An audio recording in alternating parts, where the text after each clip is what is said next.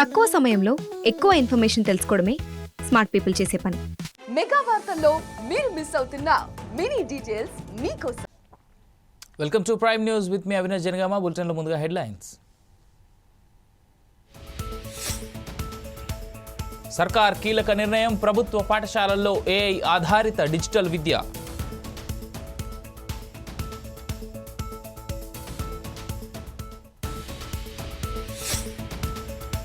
ఫిబ్రవరి 5న YSRCP fee పోరు poster విడుదల.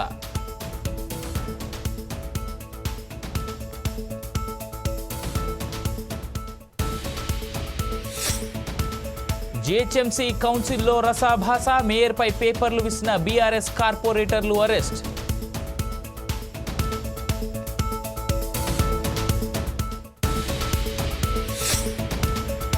మహాకుంభమేళాకి APSRTC సేవలు, ప్రత్యేక బస్సులు ఏర్పాటు.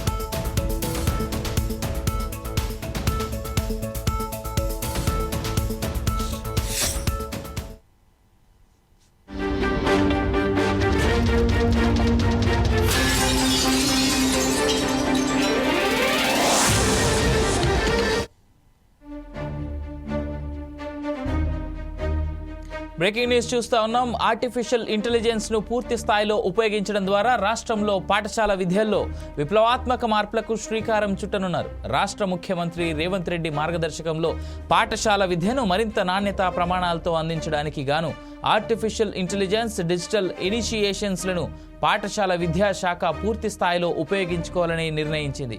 విద్యార్థులతో మరింత మెరుగైన అభ్యాస పద్ధతులను, సాంకేతిక ప్రమాణాలను పెంపొందించడం లాంటి వినూత్న కార్యక్రమాలను ప్రవేశపెట్టనున్నారు.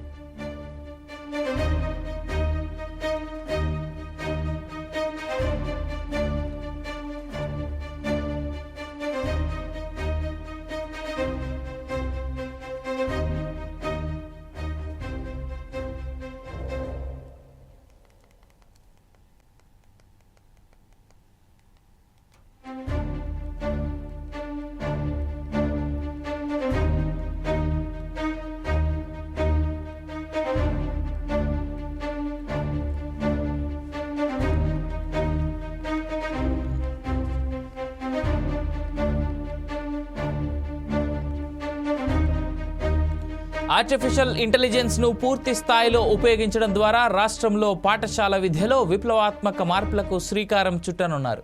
రాష్ట్ర ముఖ్యమంత్రి రేవంత్ రెడ్డి మార్గదర్శకత్వంలో పాఠశాల విద్యను మరింత నాణ్యతా ప్రమాణాలతో అందించడానికి గాను ఆర్టిఫిషియల్ ఇంటెలిజెన్స్, డిజిటల్ ఇనిషియేషన్స్లను పాఠశాల విద్యాశాఖ పూర్తి స్థాయిలో ఉపయోగించుకోవాలని నిర్ణయించింది. విద్యార్థులలో మరింత మెరుగైన అభ్యాస పద్ధతులను, సాంకేతిక ప్రమాణాలను పెంపొందించడం లాంటి వినూత్న కార్యక్రమాలను ప్రవేశపెట్టనున్నారు.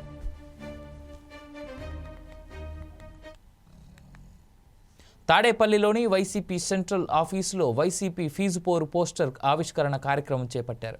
ఈ కార్యక్రమానికి మాజీ మంత్రులు అంబటి రాంబాబు, జోగి రమేష్, వెల్లంపల్లి శ్రీనివాసరావు, ఎమ్మెల్సీ లేళ్ల అప్పిరెడ్డి హాజరయ్యారు. కూటమి ప్రభుత్వం విద్యార్థులకు ఫీజు రియంబర్స్మెంట్స్ నిధులు విడుదల చేయకపోవడానికి నిరసనగా విద్యార్థుల తల్లిదండ్రులతో కలిసి ఫిబ్రవరి 5న ఫీజు పోరు కార్యక్రమం నిర్వహించేందుకు వైసీపీ సిద్ధమైంది.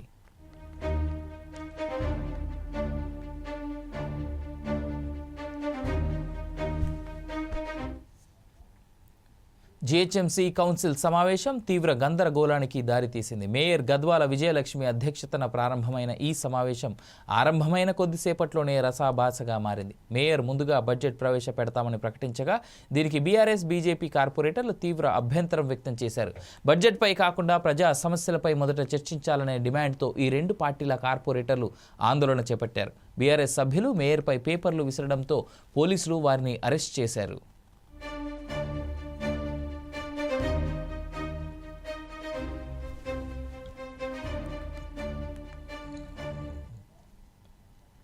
నల్గొండ జిల్లా దేవరకొండ పట్టణంలోని గాంధీ విగ్రహం వద్ద కాంగ్రెస్ ఇచ్చిన హామీలను నెరవేర్చాలని గాంధీకి వినతి పత్రం మాజీ మంత్రి జగదీశ్వర్ రెడ్డి, మాజీ ఎమ్మెల్యే రవీంద్ర కుమార్ సమర్పించారు. కాంగ్రెస్ 420 హామీలు ఇచ్చి అధికారంలోకి వచ్చిందని మాజీ మంత్రి అన్నారు.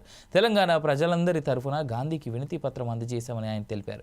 కాంగ్రెస్ ప్రభుత్వం రైతులను, విద్యార్థులను, అన్ని వర్గాలను మోసం చేసిందని మండిపడ్డారు. ఎవరికేం లేదు స్పష్టంగా ఆయన అప్లికేషన్ పెట్టుకోమన్నారు. ఆయన అప్లికేషన్ పెట్టిన ప్రజలు ఆయన ఇవాళ మళ్ళీ ఎప్పుడాటే ఉంది. నిన్న మొన్న పూరిచ్చిరు మొత్తం అంతటి కూడా 26 నాడు మధ్యరాత్రి స్వయంగా మన ఉమ్మడి జిల్లాకు సంబంధించి ఇన్ఛార్జ్గా ఉన్న మంత్రి గారు, వ్యవసాయ శాఖ మంత్రి గారు సూర్యాపేటలో, నేను కూడా వేదిక మీద ఉన్న ఆ సమక్షంలోనే అందరి సమక్షంలో చెప్పిండు, రాత్రి 12 తర్వాత మీ ఫోన్లు టింగు టింగు అంటే చూడండి అని చెప్పి. నిద్రపోయిన వాళ్ళు లేరు పాపం తెలంగాణ రైతులు. మొత్తం తెలంగాణ రాష్ట్రం అంతా కూడా రైతాంగం 53 లక్షల మంది రైతాంగం మేల్కొని ఉన్నారు. మరి నిద్రపోతే మళ్ళీ మెలకు వస్తుందో రాదో చూద్దాం, విందాం. ఈ సంవత్సరాన్ని మార్చని చెప్పిన మార్చి రాదా మళ్ళీ అని అంటాడేమో. ఎందుకంటే ఈ ముఖ్యమంత్రికి బుకాయింపులు, దగాయింపులు, కేసులు పెడతానని చెప్పి ఏదో గాండ్రించుడు తప్ప భయపెట్టడం కూడా కదా. భయపెట్టలేదు, మమ్మల్ని భయపెట్ట. శ్రీ సత్యసాయి జిల్లా మడకశిర మండలం ఏఆర్ రొప్పం గ్రామంలో వడ్డెర కుల బాంధవుల ఆరాధ్య నాయకుడు, స్వతంత్ర సమరయోధుడు వడ్డే ఓబన్న విగ్రహ ప్రతిష్టాపన కార్యక్రమం ఘనంగా వడ్డెర సోదరులు నిర్వహించారు. ఈ కార్యక్రమంలో ఎమ్మెల్యే ఎంఎస్ రాజు, జనసేన రాష్ట్ర అధికార ప్రతినిధి రాయపాటి అరుణ పాల్గొన్నారు. ఎస్సీ, ఎస్టీ, బీసీ, మైనారిటీ, స్వతంత్ర సమరయోధుల వీర నాయకుల చరిత్రను రాబో తరాలకు తెలియజేసే విధంగా విగ్రహాలు ఏర్పాటు చేసి రాబో తరానికి వారి చరిత్రను తెలిసే విధంగా చూసే బాధ్యత మనందరిపై ఉందని ఆయన సూచించారు. చరిత్ర వీటన్నిటికంటే ముందు రేనాటి యుద్ధ వీరుడు, ఆ సైన్యానికి అధ్యక్షత వహించింది వడ్డే ఓబన్న. నేను ఇక్కడ చరిత్రలో రకరకాలుగా ప్రచారాలు ఉంటే ఆ ప్రచారంలోకి వెళ్ళదలుచుకోలేదు కాబట్టి ఉయ్యాలవాడ నరసింహారెడ్డి చేసే యుద్ధాల కన్నా వడ్డే ఓబన్న చేసిన యుద్ధాలే ఎక్కువ. అక్కడ ఉన్నటువంటి బోయల్ని, చెంచుల్ని కలుపుకొని వాళ్ళకి నాయకత్వం వహించి మొత్తం దేశం మొత్తం బ్రిటిషర్ల ఆధ్వర్యంలో హింస, వాళ్ళ హింసకి భరించలేక అందరూ మన వాళ్ళు పారిపోతా ఉంటే ఒకే. తూర్పుగోదావరి జిల్లా అనపర్తి ప్రభుత్వ ఆసుపత్రిలో ఎలుకలు మందు తాగిన వాసిరెడ్డి వరలక్ష్మిని నిన్న మధ్యాహ్నం బంధువులు ఆసుపత్రిలో జాయిన్ చేశారు. ఈ రోజు తెల్లవారుజామున ప్రభుత్వ ఆసుపత్రి 2వ అంతస్తు నుంచి దూకిన ఆమె పరిస్థితి విషమించింది. కాకినాడ ప్రభుత్వ ఆసుపత్రికి తరలించగా చికిత్స పొందుతూ మృతి చెందారు. అప్పుల బాధతో ఆత్మహత్యకు పాల్పడినట్లు అనపర్తి పోలీసులు కేసు నమోదు చేశారు.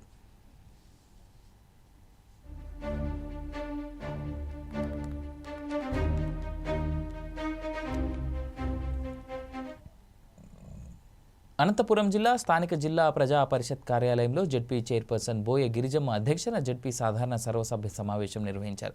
ఈ సమావేశంలో మంత్రి సవిత, హిందూపురం ఎంపీ బీకే పార్థసారథి, ప్రభుత్వ వైపు రాయదుర్గం ఎమ్మెల్యే కాల్వ శ్రీనివాసులు తదితరులు పాల్గొన్నారు. జిల్లాల అభివృద్ధికి సహకరిస్తామని జెడ్పీ చైర్పర్సన్ అన్నారు. తాను ఎలాంటి పక్షపాతం లేకుండా 63 మండలాల అభివృద్ధికి జిల్లా పరిషత్ నిధులు మంజూరు చేశామని చెప్పారు. జెడ్పీ జనరల్ బాడీ మీటింగ్ సమావేశం జరిగింది. అధికారులు, చైర్మన్ గారు, మరి మంత్రులు, ఎమ్మెల్యేలు, విప్ గారు, మరి జెడ్పీటీసీలు అందరూ వచ్చారు. ఆల్ డిపార్ట్మెంట్స్ రివ్యూ తీసుకున్నాం. రివ్యూలో ప్రజలకు రాబోయే సమ్మర్లో ఏ విధంగా మనము ప్రజలకు నీటి వసతులు కావచ్చు, పవర్ కావచ్చు, అన్ని డిపార్ట్మెంట్తో కూడా చర్చలు జరిగాయి. ఏ విధంగా అయితే మాన్యశ్రీ ముఖ్యమంత్రి చంద్రబాబు నాయుడు గారు అభివృద్ధి ధ్యేయంగా పనిచేస్తున్నారో అధికారులకు కూడా అదే ఆదేశించాం. ఏదైతే గవర్నమెంట్ నుంచి వస్తున్న స్కీమ్స్ను ప్రజలకు తెలియజేయండి. చంద్రబాబు నాయుడు గారు అహర్నిశలు ఈ రాష్ట్రీయంగా మేము పనిచేయబోతున్నాం. సూపర్ 6 పథకాలు కూడా ఆల్రెడీ పెన్షన్ కూడా రాష్ట్రంలో ఏ రాష్ట్రంలోని ఇవ్వని విధంగా 4000 పెన్షన్ ఒక ఆంధ్రప్రదేశ్లోనే ఎన్డీఏ కూటమిలోనే మాన్యశ్రీ ముఖ్యమంత్రి చంద్రబాబు నాయుడు గారు ఇస్తున్నారు. అదేవిధంగా ఏదైతే మాట చెప్పామో ఆ మాట ప్రకారం డిఎస్సి కూడా నోటిఫికేషన్ ఇవ్వబోతున్నాం. అదేవిధంగా 26 జిల్లాల్లోనూ ఫ్రీ డిఎస్సి కోచింగ్ సెంటర్లు పెట్టాం. ఉచిత ఇసుక ఇస్తున్నాం. భూ చట్టాన్ని రద్దు చేశాం. అదేవిధంగా ఏదైతే సంక్షేమ మేనిఫెస్టోలో చెప్పని విధంగా మధ్యాహ్నం పూట జూనియర్ కాలేజీ విద్యార్థులు ఇబ్బంది పడుతున్నారంటే డొక్కా మెదక్ జిల్లా పాపన్నపేట మండలం జిల్లా పరిషత్ పాఠశాలలో టీచర్స్, గ్రాడ్యుయేట్ పోలింగ్ స్టేషన్స్ను పరిశీలించారు. ఎమ్మెల్సీ ఎన్నికల పరివర్తన నియమావళి తప్పనిసరిగా పాటించాలని జిల్లా కలెక్టర్ రాహుల్ రాజ్ అధికారులకు, ప్రజాప్రతినిధులకు సూచించారు. టీచర్స్, గ్రాడ్యుయేట్ ఎమ్మెల్సీ ఎన్నికలకు సంబంధించి ఓటర్స్ ఫారాలు డిస్పోజ్ గురించి రివ్యూ చేయడం జరిగిందని అన్నారు.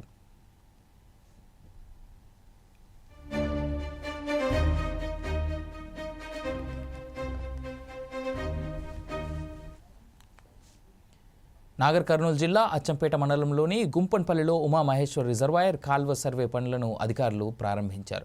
విషయం తెలుసుకున్న కొందరు రైతులు సర్వే పనులను అడ్డుకునే ప్రయత్నం చేశారు. రిజర్వాయర్ నిర్మాణంతో తమ జీవనాధారమైన భూములను కోల్పోవాల్సి వస్తుందని ఆందోళనకు దిగారు. అధికారులు పోలీసులకు సమాచారం ఇవ్వడంతో పెద్ద ఎత్తున అక్కడికి చేరుకుని రైతులకు సర్ది చెప్పే ప్రయత్నం చేశారు. సర్వేను అడ్డుకుంటే చర్యలుంటాయని సహకరించాలని పోలీసులు కోరినా రైతులు వినలేదు. దీంతో రైతులను ఉప్పునుంతల స్టేషన్కు తరలించారు.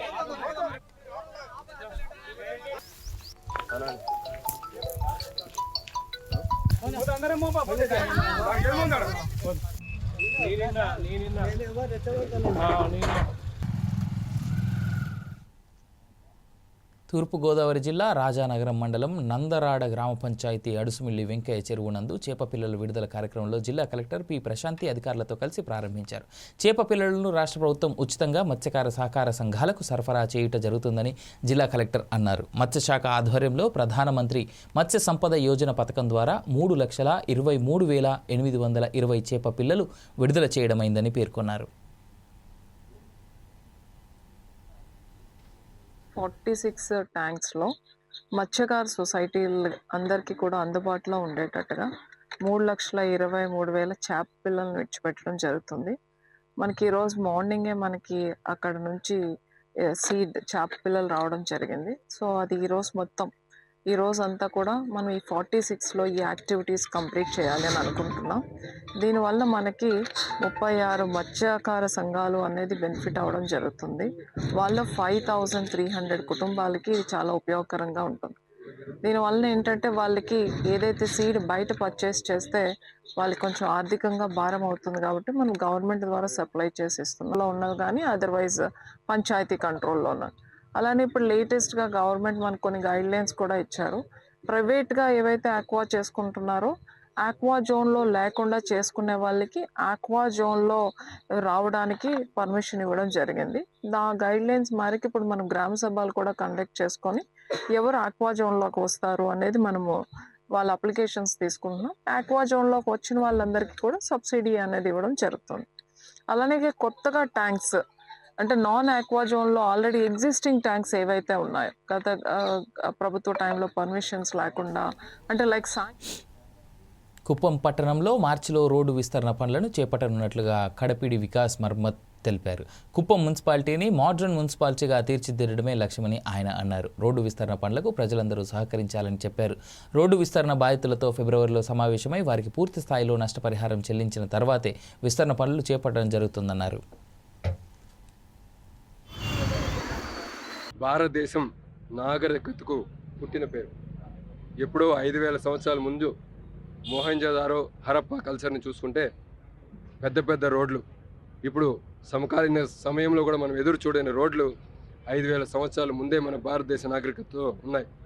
అదేవిధంగా ప్లాన్డ్ సిటీ 5,000 సంవత్సరాల ముందు ఏ విధంగా అయితే మనం అందరికీ ప్రపంచానికి చాటి చూపించామో అదేవిధంగా ఈరోజు కుప్పం మున్సిపాలిటీని కూడా ఇంటర్నేషనల్ స్టాండర్డ్స్లో ప్రపంచమంతా మన మున్సిపాలిటీ వైపు తిరిగి చూసే విధంగా దీని ఒక ప్లానింగ్ కానీ ఇంకో నెట్ జీరో కింద ఇది ఈ ఒక మున్సిపాలిటీని తీర్చిదిద్దడంలో కానీ వేస్ట్ మేనేజ్మెంట్లో కానీ లేదంటే వేస్ట్ని సెగ్రిగేట్ చేసి దాని నుంచి పునరుత్పత్తి ఏ విధంగా చేయడంలో కానీ ప్రజలందరూ కూడా ఒక డిసిప్లిన్ ప్రకారం లేన్ డిసిప్లిన్ కావచ్చు, ట్రాఫిక్ డిసిప్లిన్ కావచ్చు, వాటన్నిటి ఫాలో చేయడంలో కావచ్చు, ప్రతి ఒక్క రంగంలో కూడా భారతదేశానికే కాకుండా ప్రపంచానికి ఆదర్శంగా ఉండే విధంగా మన ఒక కుప్పం మున్సిపాలిటీ రాబోయే 6 నెలల్లో సంవత్సరం లోపు తీర్చిదిద్దబడుతుంది. మన కుప్పం డెవలప్మెంట్లో ఇంకా ఒక స్టెప్ తీసుకున్నాము.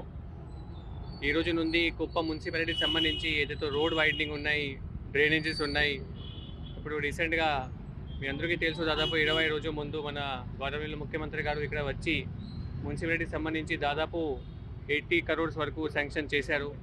అదిలో డ్రైన్స్, మనకి park beautification, then crematorium and overall junction beautiful చేయడానికి కూడా అమౌంట్ ఇచ్చారు. ప్లస్ స్పోర్ట్స్ కాంప్లెక్స్, ఈ అన్ని అభివృద్ధి సంబంధించి ప్రిపరేషన్ స్టార్ట్ చేయడం జరిగింది.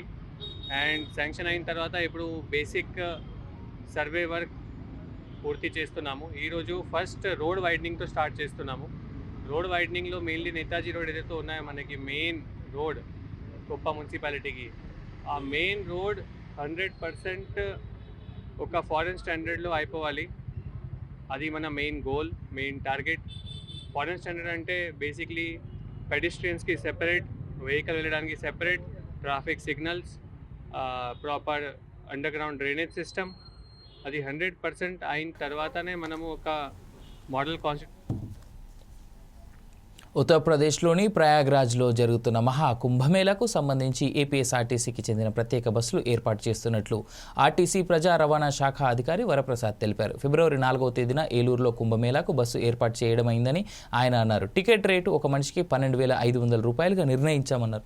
ఈ బస్సు ప్రయాణం 8 రోజులు ఉంటుందన్నారు. ఈ ప్రయాణంలో ప్రయాణికులకు అల్పాహార భోజనము, వసతి సదుపాయాలు ఉచితంగా కల్పిస్తున్నామన్నారు. ప్రజలంతా ఈ అవకాశాలను సద్వినియోగం చేసుకుని దేవుని ఆశీస్సులు పొందాలని కోరారు.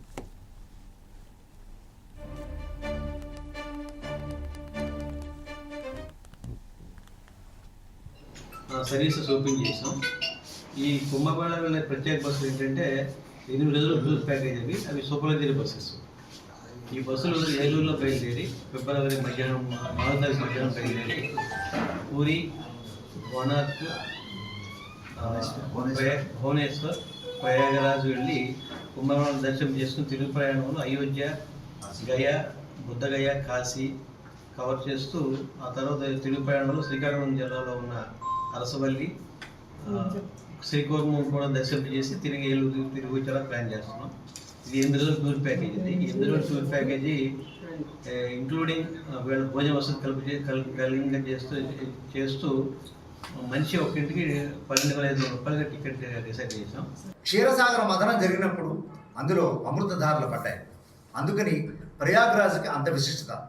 ఈ గంగా, యమున, సరస్వతి 3 కలిసినటువంటి ఈ పవిత్ర సంగమంలో అఖాడా సాధువులు, అఘోరీలు, నాగసాధువులు, ఇంకా కపాలీలు, వీలుగాక అనేకమైన అఖాడాల నుంచి నాద సాంప్రదాయం, ఎందుకంటే ఉత్తరప్రదేశ్ ముఖ్యమంత్రి నాద సాంప్రదాయం, ఆయన నాద సాంప్రదాయంలో ఈ రక్షణ సమితికి ఆయన ఒక గురువు కాబట్టి జాలంధర్నాథ్, మచ్చేంద్రనాథ్ ఈ వర్గానికి చెందింది నాద సాంప్రదాయం. ఆ యోగి ఆదిత్యనాథ్ నాద సాంప్రదాయానికి సంబంధించిన వారు. అక్కడ ప్రత్యేకంగా ఎంతమంది వచ్చినా సరే అద్భుతమైనటువంటి ఏర్పాట్లు చేశారు. స్నానాలకి ఏ ఘాట్లో స్నానం చేసినా సరే పుణ్యం వస్తుంది. ఈ ఒకే ఘాట్లో స్నానం హైదరాబాద్ ఎల్బీ నగర్లో స్పా సెంటర్లపై కరపత్రాల కలకలం రేపింది. తెలంగాణ, ఆంధ్ర, రాయలసీమ ఈ 3 ప్రాంతాలను కలిపే ప్రధాన ప్రాంతం ఎల్బీ నగర్ చౌరస్తా. అటువంటి ఎల్బీ నగర్ చౌరస్తాలో స్పా సెంటర్లపై గుర్తు తెలియని వ్యక్తులు కరపత్రాలు ముద్రించి పడవేశారు. ఎల్బీ నగర్లోని స్పా సెంటర్ల నిర్వాహకులపై పోలీస్ డిపార్ట్మెంట్ నామమాత్రపు చర్యలు తీసుకుంటుందని కరపత్రాల్లో సంచలన వ్యాఖ్యలు చేశారు. ఈ కరపత్రాలలో సిపిని ఉద్దేశించి ఎల్బీ నగర్ జోన్లోని స్పా సెంటర్లపై ఎన్ని రైడ్స్ జరిగాయి, స్పా సెంటర్లపై ఏమైనా చర్యలు తీసుకున్నారా అని కరపత్రాల్లో పేర్కొన్నారు. రైట్, ఇక ఇదే అంశానికి సంబంధించి మరింత సమాచారం మా ఇన్పుట్ ఎడిటర్ రాములు అందిస్తారు. రాములు. అవినాష్, ముఖ్యంగా హైదరాబాద్ లోని ఎల్బీ నగర్ మెయిన్ సెంటర్ ఏదైతే ఉందో ఆ సెంటర్ లో కరపత్రాల కరకలం సృష్టించని చెప్పొచ్చు. దీనికి సంబంధించిన ఆంధ్ర, తెలంగాణ, రాయలసీమ ప్రాంతాలకు సంబంధించిన కలిపే ప్రధాన ప్రాంతమైన ఎల్బీ నగర్ చౌరస్తా వద్ద ఈ కరపత్రాలను గుర్తు తెలియని వ్యక్తులు వేయడం జరిగిందని చెప్పొచ్చు. ఈ వ్యక్తులకు సంబంధించిన కరపత్రాలు ముద్రించి పడేశారు. ఇందులో ఎల్బీ నగర్ లో స్పా సెంటర్ల నిర్వాహకులపై పోలీస్ డిపార్ట్మెంట్ ఎందుకు నిర్లక్ష్యంగా వ్యవహరిస్తుంది, దీనికి సంబంధించిన ఈ ఎవరున్నారు, స్పా సెంటర్లో నిర్వహిస్తున్న వాళ్ళ వెనకాల ఎవరున్నారు, పోలీస్ వ్యవస్థ ఎందుకు గట్టిగా నిఘా వేసి పట్టుకోలేకపోతుంది, ఆ సెంటర్లు నిర్వహిస్తున్న వారిని బయటికి ఎందుకు తీసుకురాలేకపోతుందని పోలీసు వ్యవస్థను నిందించడం, అంటే పోలీసు వ్యవస్థను ప్రశ్నించడం జరుగుతుందని చెప్పొచ్చు. అవినాష్, మొత్తానికైతే ఈ స్పా సెంటర్లకు సంబంధించిన దాంట్లో అసలు దీనికి సంబంధించిన సెంటర్ల పైన పోలీస్ డిపార్ట్మెంట్ పూర్తిగా నిర్లక్ష్యంగా వ్యవహరిస్తుందని కూడా ఈ కరపత్రాల్లో సిపిని ఉద్దేశించి ఎల్బీ నగర్ జోన్ లోని స్పా సెంటర్ల పైన ఎన్ని రైడ్స్ జరిగాయి, స్పా సెంటర్ల పైన ఏమైనా చర్యలు తీసుకున్నారని ప్రశ్నించడం కూడా జరిగింది. అంటే ఇక్కడ ఈ కరపత్రం వేసిన వాళ్ళు ముఖ్యంగా అంటే పోలీసు వ్యవస్థనే నిందిస్తున్నారు అనేది కూడా మనం ఇక్కడ గమనించుకోవచ్చు. ఎందుకంటే పోలీసుల తీరు బాగలేకపోవడం వల్లనే, పోలీసులు కరెక్ట్ గా విధి నిర్వహణ చేయకపోవడం వల్లనే ఈ సెంటర్లు నిర్వహణ జరుగుతుంది. దాంట్లో జరిగే అగత్యాలన్నిటినీ బయటికి తీసుకురాలేకపోతున్నారు అనేది పోలీసు వ్యవస్థ విఫలమైంది అనేది కూడా ఈ కరపత్రంలో పేర్కొనడం జరిగిందని చెప్పొచ్చు. అట్లాగే ఆ సెంటర్లో ఏమైనా చర్యలు తీసుకుంటారా లేదని కూడా ప్రశ్నించలేదు. ఎందుకు మీరు ఇందులో ఈ స్పా సెంటర్ల పైన మీరు చర్యలు తీసుకోలేకపోతున్నారని కూడా అడుగుతున్నారు. ఈ కరపత్రంలో ఎల్బీ నగర్ కు సంబంధించిన జోన్ కు రావాలి అని వీరిని ఆటలకు అడ్డుకట్ట వేయాలని కూడా ఈ కరపత్రం ముద్రించిన వాళ్ళు పోలీసులను ప్రశ్నించడం జరుగుతుంది అనేది కూడా ఇందులో చూసుకోవచ్చు. Avinash. Right Ramulu, thank you for the details.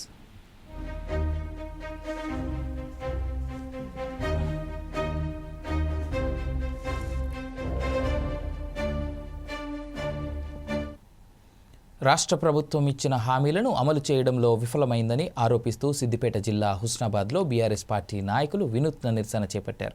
Mahatma Gandhi వర్ధంతి సందర్భంగా గాంధీ విగ్రహానికి బీఆర్ఎస్ నాయకులు పూలమాల వేసి వినతి పత్రం సమర్పించారు. 400కు పైగా హామీలు ఇచ్చి రాష్ట్రంలో అధికారంలోకి వచ్చిన కాంగ్రెస్ పార్టీ ఇచ్చిన హామీలను అమలు చేయకుండా ప్రజల చెవుల్లో పూలు పెడుతుందని ఆరోపించారు.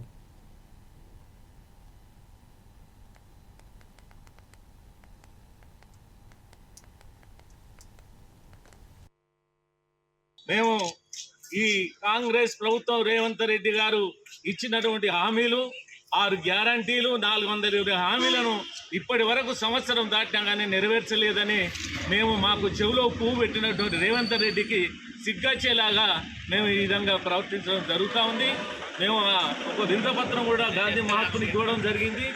ఈరోజు ఆయన ఇంత చేస్తున్నా కానీ అందరికి కూడా ఎంత అన్యాయం జరుగుతుందో, రైతులకు తర్వాత మహిళలకు చాలామందికి అన్యాయం జరుగుతుంది. చెప్పినటువంటి హామీలను ముసలి వాళ్లకు పెన్షన్లు కూడా ఇవ్వడం లేదు, రేషన్ కార్డులు ఇవ్వడం లేదు, భరోసా ఇవ్వడం లేదు. ఇవన్నీ ఇవ్వకుండా ఆయన నెరవేర్చానని చెప్పి ఇంత మోసం చేస్తున్నాడని మాకు చెవిలో పువ్వు పెట్టాడని ఆ విధంగా మేము ఈరోజు ధర్నా చేయడం జరుగుతుంది. ప్రజలు బుద్ధి చెప్పాలని కోరుకుంటూ మరి ప్రజలకు ఏ విధంగానైతే చెవుల పువ్వు పెట్టి అధికారం చేజెక్కించుకున్నారో ఇప్పటివరకు కూడా ఒక హామీ చేయనందుకు ఇప్పటి వరకైనా కూడా మేమందరం కలిసి మహాత్మా గాంధీని మన వినతి పత్రం ఇవ్వడం.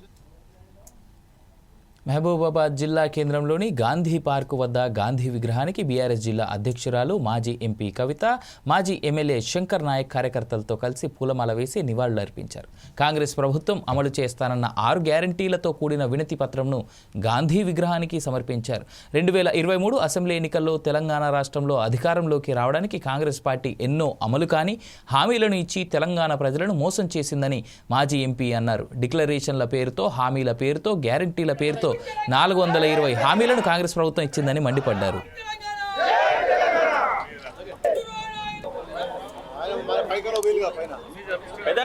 ఈ 420 కాంగ్రెస్ ప్రభుత్వం అయితే ఎలక్షన్ల ముందు ఓట్లు వేయించుకొని ఇవాళ వాళ్ళు ప్రభుత్వం వచ్చిన తర్వాత అయితే అబద్ధపు మాటలు చెప్పి ప్రజల్ని మోసం చేస్తూ ఉన్నారో దాని సందర్భంగా ఇవాళ శాంతియుతంగా కూడా గాంధీ గారి విగ్రహం దగ్గర యావత్ తెలంగాణ రాష్ట్రంలో అందులో భాగంగా మహబూబాద్ పట్టణంలో ఇవాళ మా కార్యకర్త ముఖ్య నాయకులు ప్రజల పక్షాన ఉండి కూడా ఇవాళ ఏదైతే ఈ దరఖాస్తుని వారికి విన్నవించుకున్నాం గాంధీ గారి మాట్లాడుతారో ఇవాళ రేవంత్ రెడ్డి గారు కూడా అపరిచితుడులాగా ఇవాళ క్షణక్షణం మాటలు మారుస్తూ ప్రజల్ని మభ్య పెడుతూ ఉన్న ప్రభుత్వం కాదు కదా, పిసరంతా బంగారం గుడియలే. నేను అనుకుంటున్న ముందు రోజుల్లో ఖచ్చితంగా ఇవాళ మా ఆడబిడ్డల లగ్గాలు అవుతున్నాయి, కానీ రేపు కాంగ్రెస్ లో ఎవ్వరు పోటీ చేసినా కూడా వాళ్ళ లగ్గాలు కూడా ఈ ప్రజలే చేస్తారని చెప్పి తెలియపరుస్తా ఉన్నా. మరొక మహబూబ్ నగర్ జిల్లా తెలంగాణ రాష్ట్రంలో కాంగ్రెస్ ప్రభుత్వం అధికారంలోకి వచ్చి 420 రోజులు అయినా ఇచ్చిన 420 హామీలు నెరవేర్చలేకపోయిందని జిల్లా కేంద్రంలో మహాత్మా గాంధీ విగ్రహానికి మాజీ మంత్రి శ్రీనివాస్ గౌడ్ వినతి పత్రం అందజేశారు. పంటలు వేసినప్పుడు కేసీఆర్ ప్రభుత్వం రైతులకు రైతు బంధు ఇస్తే ఇప్పుడు కాంగ్రెస్ ప్రభుత్వం ఓట్లప్పుడు మాత్రమే రైతు బంధు ఇస్తున్నారని మాజీ మంత్రి అన్నారు. 420 రోజులైనా కూడా ఏ ఒక్క హామీ నెరవేర్చకుండా నెరవేర్చమని అబద్ధాలు చెప్తూ పబ్బం గడుపుతున్న సందర్భంగా ఈరోజు రాష్ట్ర వ్యాప్తంగా కూడా గాంధీ వర్ధంతి సందర్భంగా గాంధీ మహాత్మునికి వినతి పత్రం ఇవ్వడం జరిగింది. మరి ఈ సందర్భం మీరందరూ చూస్తూ ఉన్నారు. మీ సమక్షంలోనే ఇక్కడ పోతున్నటువంటి రైతు వచ్చి ఆయన ఆవేదన ఎట్లా గుర్తు చేసాడో మీరు చూస్తున్నారు. రైతు బంధు లేదు, రుణమాఫీ కాలేదు, 50,000 కాదు 20,000 రుణమాఫీ కూడా కాలేదు. మా ఊర్లో 78% అని చెప్పి ఆయన చెప్పిండు. రైతులు కానీ ఈ రాష్ట్రంలో ఉన్న వాళ్ళందరూ కూడా అయ్యా ఎంత పని చేస్తేవి ఎంత పని చేసి కోడిగుడ్డు రోజు బాతు గుడ్డు పెట్టే బాతు పోసినట్లు అయిపోయింది మా పరిస్థితి. కానీ బండారం బయట పడ్డది. అది శాంక్షన్ కాదు, కేవలం దరఖాస్తు లిస్ట్ అని. ఎక్కడ క్లారిటీ లేదు. ఒక మంత్రి ఏమో రుణమాఫీ అయింది అంటాడు, ఇంకో మంత్రి కాలేదు అంటాడు. ఒక మంత్రి ఏమో అన్ని స్కీమ్లు అమలు అయిందని చెప్తాడు, ఇంకో ఆయన కాలేదు అంటాడు. ఆ ప్రభుత్వంలో సమన్వయం లేదు, అవగాహన లేదు. జాతిపిత మహాత్మా గాంధీ వర్ధంతి సందర్భంగా ఉండి జన్మభూమి పార్కు వద్ద స్వచ్ఛంద రక్తదాన శిబిరాన్ని ఎస్ఎఫ్ఐ విద్యార్థి సంఘాలు ఏర్పాటు చేశాయి. ఈ శిబిరానికి ఎస్ఎఫ్ఐ విద్యార్థులు స్వచ్ఛందంగా పాల్గొని రక్తదానం చేశారు. రక్తదానం చేయడం అనేది మరో ప్రాణం నిలబెట్టడం అని, యువత మంచి పనులు చేయడానికి ముందు ఉండాలని ఎస్ఎఫ్ఐ విద్యార్థులు తెలిపారు.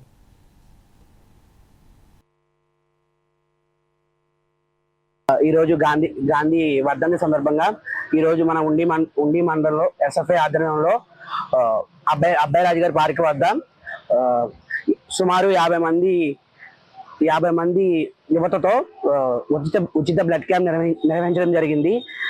దీనికి సహకరించిన అలాగే యువత ఇలాగే ఇంకా మంచి కార్యక్రమాలు చేయాలని, ఎస్ఎఫ్ఐతో కలిసి మంచి కార్యక్రమాలు చేయాలని కోరుకుంటూ ధన్యవాదాలు. బ్లడ్ క్యాంప్ నిర్వహించడం జరిగింది. సో దానికి మన స్టూడెంట్స్ అందరూ సుమారు ఒక 50 మంది స్టూడెంట్స్ వచ్చి ఇక్కడ బ్లడ్ ఇవ్వడం జరిగింది. ఇలాగా యువత ఎదురుకొచ్చి ఈ బ్లడ్ డొనేషన్ కానీ ఇంకా ఇతర పనులు ఇలాగే ఎదురుకొచ్చి నేషనల్ కౌన్సిల్ తెలంగాణ రాష్ట్ర కార్యవర్గ సమావేశం తార్నాకలో నిర్వహించారు. ఈ సమావేశంలో నేషనల్ క్రిస్టియన్ కౌన్సిల్ జాతీయ అధ్యక్షుడు శ్యామ్ పాల్, తెలంగాణ అధ్యక్షుడు సంజయ్ ఆనంద్ పాల్గొన్నారు. క్రైస్తవులపై జరుగుతున్న దాడులను అరికట్టేందుకు నేషనల్ క్రిస్టియన్ కౌన్సిల్ పలుకుతుందని ఎన్సీపీ అధ్యక్షుడు సంజయ్ ఆనంద్ తెలిపారు. ఒక చేతిలో బైబిల్ ఉంటే మరో చేతిలో రాజ్యాంగం ఉండాలన్నారు. ఎన్సీసీ తెలంగాణ స్టేట్ ప్రెసిడెంట్గా ఇటీవల కాలంలో మా జాతీయ నాయకులు అధ్యక్షులు మరి రెవరెండ్ శాంపాల్ గారు వారు నన్ను ఇటీవల కాలంలో నియమించారు. ముఖ్యంగా ఈరోజు జరగబోతున్న ఈ యొక్క తెలంగాణ రాష్ట్ర కార్యవర్గ సమావేశాన్ని సమీక్ష కొరకు వారు మా మధ్యలోకి మా రాష్ట్రానికి వచ్చారు. మేము సామాజిక అభివృద్ధి పెంపొందించడానికి ఎన్సీసీ ఎప్పుడు కూడా ముందుంటుంది. క్రైస్తవ సమాజానికి, క్రైస్తవ సంఘాలకు, పాస్టర్స్కి, మిషనరీ ఆస్తులకు కూడా ఎన్సీసీ ఒక కాపులాగా, ఒక దండగా నిలబడుతుంది. ఒక సైనికుని మీద చేయబడితే రాజుగారి మీద చేయబడినట్టు, అట్లనే ఒక క్రైస్తవుల మీద ఒక దెబ్బ వేస్తే యావత్తు క్రైస్తవులందరి మీద, క్రైస్తవత్వం మీదనే వారు చేయవేసినట్టు. దాన్ని వారిని వ్యతిరేకించడానికి మా మధ్యలో లీగల్ టీమ్స్, పోలీసు వారి సహకారము, చట్టం సహకారం అన్ని. కాకినాడ జిల్లా పత్తిపాడు మండలం చిన్న శంకర్లపూడి గ్రామంలో మిరియాల వెంకటేష్ అనే రైతుకి చెందిన ఆవు ఏడాది కిందట ఒకే ఈతలో 2 గిత్తలకు జన్మనిచ్చింది. వాటికి రామలక్ష్మణులని పేరు పెట్టారు. అవి పుట్టే సంవత్సరమైన సందర్భంగా జన్మదిన వేడుకలు వైభవంగా నిర్వహించారు. 10 కేజీల కేక్ కట్ చేసి 100 మందికి భోజనాలు ఏర్పాటు చేశారు. రామలక్ష్మణులు ఆయురారోగ్యాలతో చిరాయువుగా జీవించాలని గ్రామస్తులంతా రామలక్ష్మణులను దీవించారు. రామలక్ష్మణులని కవలదోళ్ళ పుడతాం మాకు చాలా ఆనందంగా ఉంది. అది ఈరోజు పుట్టినరోజు జరుపుకుంటున్నాం కాబట్టి ఆ దోళ్ళ రూపంలోనే కాకుండా మనిషిలాగే వాటిని కూడా చూసుకుంటున్నామండి. ఇవాళ మా కుటుంబం చాలా ఆనందంగా ఉందని మా కుటుంబం అందరికీ కూడా భోజనాలు జరుపుకుంటున్నాం. ఇటువంటి పుట్టినరోజులు ఎన్ని ఉంటాయి అన్నీ జరుపుకుంటామంటే చాలా సంతోషంగా ఉన్నాం. మేము భద్రం గారి ఇంటిన సొంత ఆవుకి 2 లక్ష్మణరాములని కమల పిల్లలు జన్మించడం జరిగింది. ఈ రోజుకి సంవత్సరం అయ్యింది. సంవత్సరం సందర్భంగా పుట్టినరోజు వాటికి